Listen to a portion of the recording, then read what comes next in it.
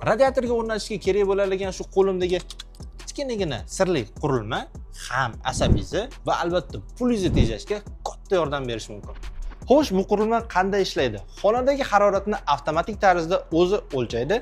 Bundan tashqari, belgilangan harorat bilan taqqoslab, kerak bo'lganda radiatorni ochib, unga issiq suv yuboradi yoki radiator orqali issiq suv oqimini yopib, issiqlik tarqalishini to'xtatadi.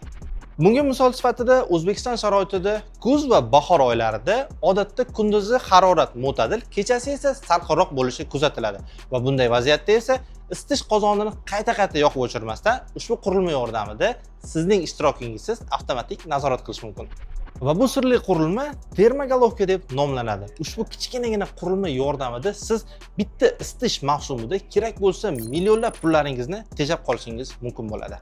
Ma'lumotlar foydali bo'lsa, like bosib, izohlarda ushbu qurilmani yana biza bilmagan qanaqa afzalliklarini bilsanglar, albatta yozib qoldiringlar. Videoni esa foydasi tegishi mumkin deb o'ylagan tanishlaringizga ulashib qo'ying.